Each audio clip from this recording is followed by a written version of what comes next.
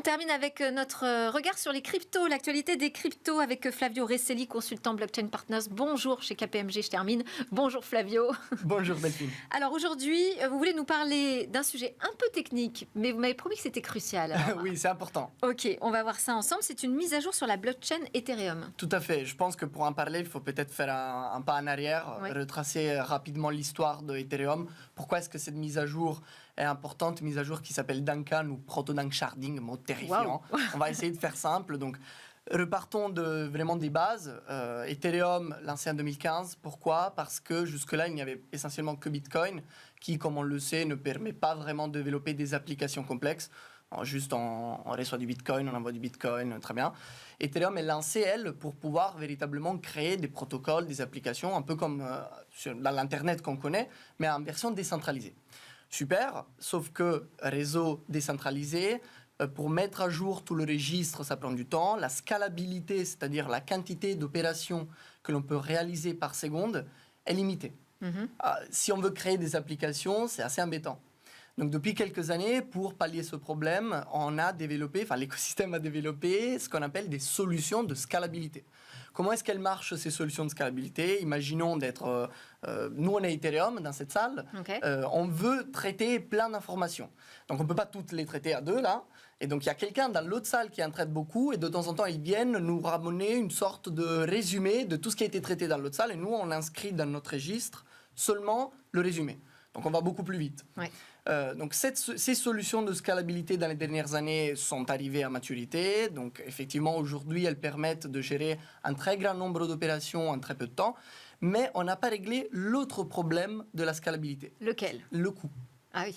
Parce que quand on utilise une blockchain pour quelque chose, quand on effectue une transaction, une opération, il faut payer les ténors du registre décentralisé.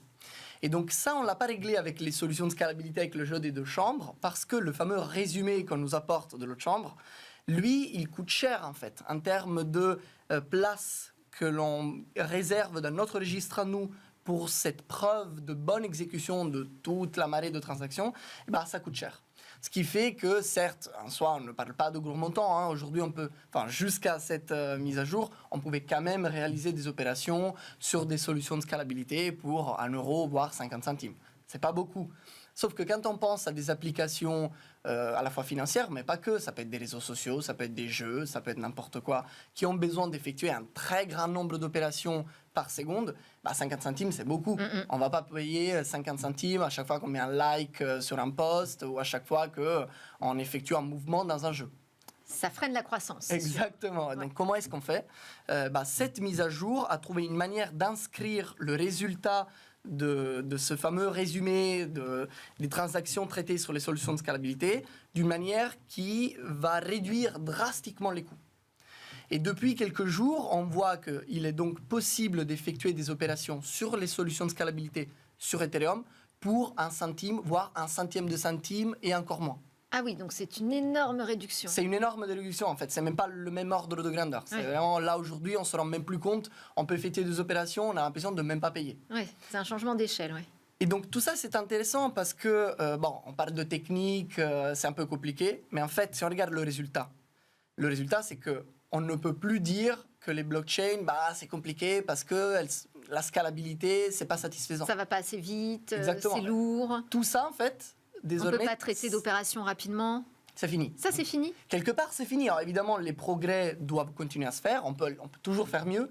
Mais on a vraiment franchi un cap parce que le changement est tellement important qu'on limite, on peut se dire, maintenant, il faut les applications. Parce qu'on a le registre qui tient, on a la scalabilité. Maintenant, il faut l'adoption.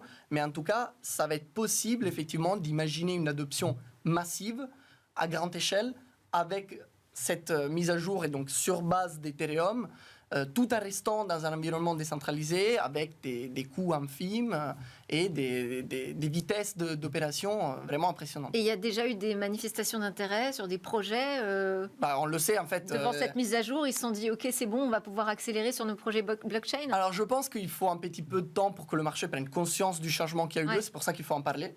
Cependant, on le sait, ça fait des années qu'il y a de plus en plus d'adoption et on a toujours différents secteurs qui s'y attellent, à la fois dans le financier comme dans d'autres. Donc Flavio, bientôt je pourrai enlever le point d'interrogation à ce titre. Et je l'espère en tout cas. Merci, merci beaucoup Flavio Restelli de KPMG. C'était Smart Tech, merci à vous de nous suivre avec une grande fidélité. Vous nous regardez sur la chaîne Bismart, sur les réseaux sociaux et en podcast. À très vite.